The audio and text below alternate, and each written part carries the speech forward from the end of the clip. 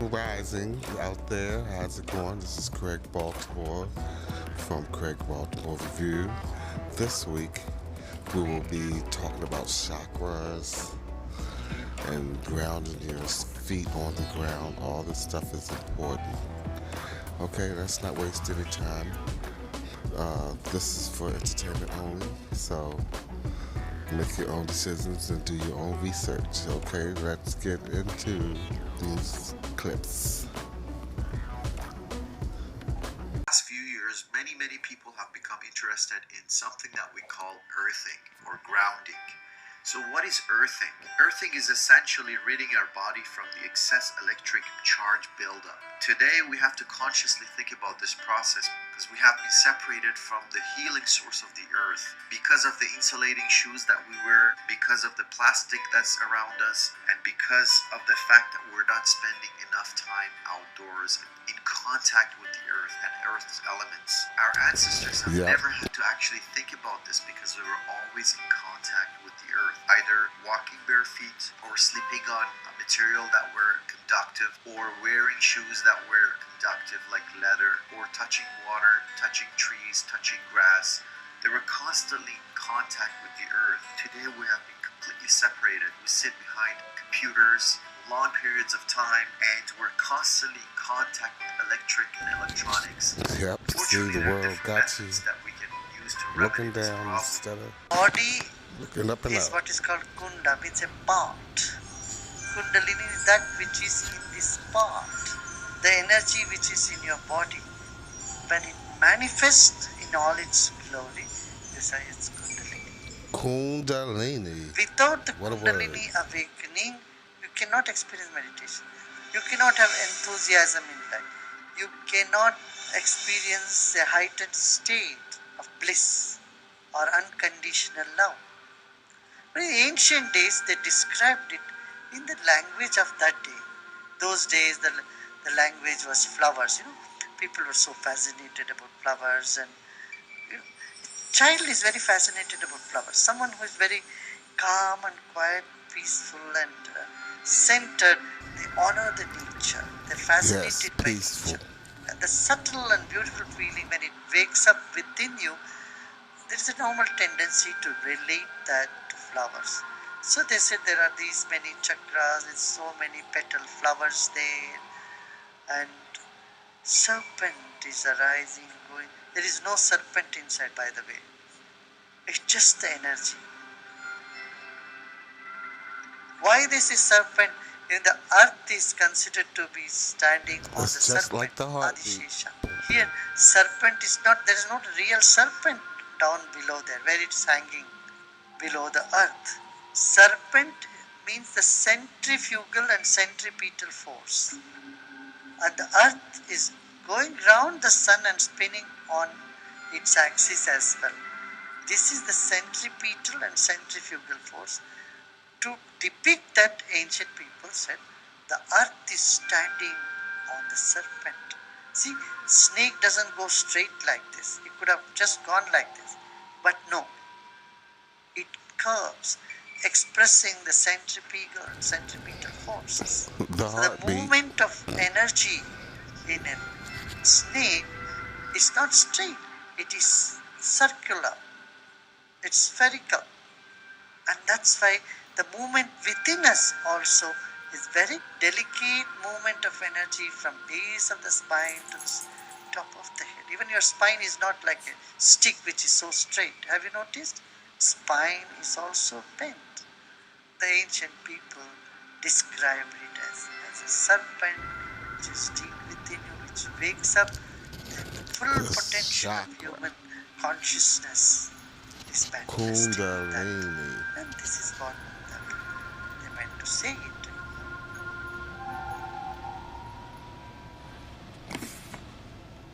If you like this video, don't forget to click the like button, comment and share. Subscribe to this channel for You more. heard him. Click that like button and Human subscribe. power. Physically active human beings can generate up to 500 watts of body heat and at least as much power as 1 meter squared solar PV panel on a sunny day. and as much as 10 meters squared of solar PV panels on an overcast day. During shorter efforts, the mechanical power output of a human being can increase substantially, up to 150 watts while operating a hand crank, and up to 500 watts on a bicycle over a period of 1 minute. And as the population grows and traditional forms of energy rapidly deplete, the human So I'm talking potential about increases. So using are we people ready for to harvest energy. human power? Look at all that energy that people put out. Yeah, well, I mean, exosuits are what we can make today with stuff we put on the table and we build. But I think that the really exciting thing going forward is to design textiles and fabrics that can actually very efficiently convert mechanical energy into electrical energy. So that's what we're focused on doing in my research team. Well, give us an idea how that might work. That I would pull on a sweater or a jumper or a pair of shoes, and how would I generate electricity or power? Put something in your Yeah, pocket. absolutely. So essentially, the fabrics that are regulate stitched that into energy. this suit, or shirt or pants or whatever you wear, every time that you bend these, they create a little electrical pulse. And if we can efficiently convert that bend into an electrical pulse without losing too much energy, the way that current energy harvesting options do today, then this can actually be a viable source to power your smartwatch, or even transmit that power locally to another storage source. So that's kind of the thing that we're focused on. What if I told you that you're in a simulation right now? How would you know? What if a race of machines had sometime in the past enslaved the human race and wanted to use them as batteries? Well, that's something we might be able to calculate. How many humans does it take to power the Matrix? Let's go all the way back to 1999 and set the scene. In The Matrix, humanity creates AI that eventually turns on us, forcing us into bondage for battery power, perpetually producing all the energy the machines would ever need. Now, I know that the machine's power also comes from a form of fusion, but let's set that aside for now and focus only on human batteries.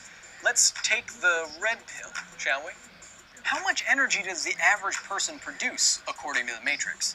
How much energy does the 150 average watts. person produce, according to the Matrix? Deja vu. Famously, according to Morpheus, the human body produces 25,000 BTUs, or British thermal units, of body heat, let's say, per day, and more bioelectricity than a 120-volt battery.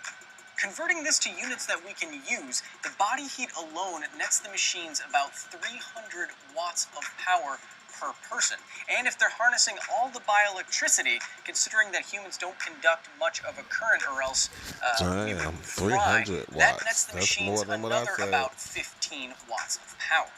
And if the machines enslaved the entire world's population in 1999, or about 6 billion people on the planet, then the total energy output from all of these people, considering our previous units, would be almost 2 terawatts. That's 2 trillion watts, or 5 times the output of all the nuclear reactors on the planet. Would that be enough to power the Matrix?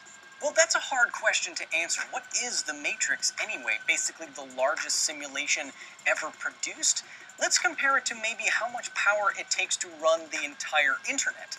The Matrix should at least be that massive. Estimates for this number vary depending on what you were looking at and how, but one study in 2011 found that based on the power it took to create all the devices that access the internet and the infrastructure that runs the internet, in total the internet drains 140 gigawatts of power.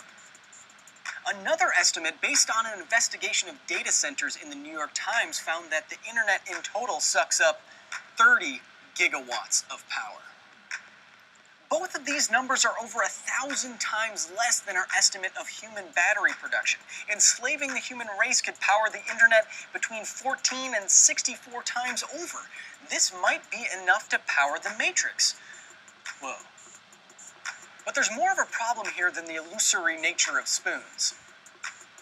Oh, come on. First of all, the numbers are way off. Studies of the body's electric potential find voltages that are thousands of times less than what Morpheus states, and the body does not put out 25,000 BTUs per day.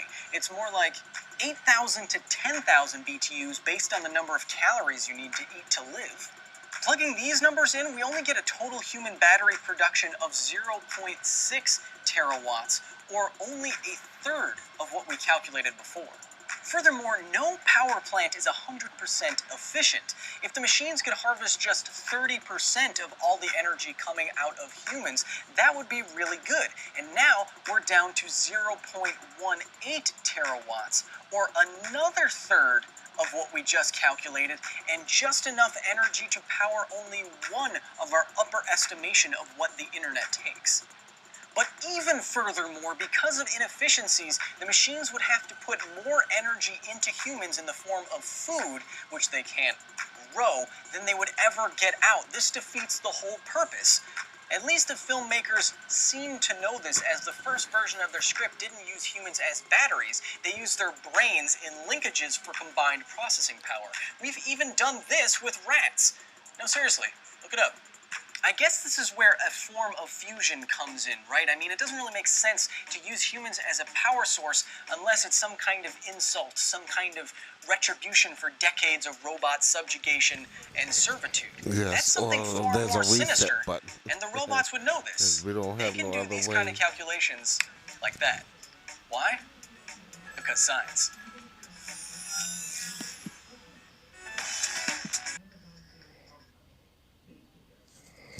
Okay, well, that's the end of that.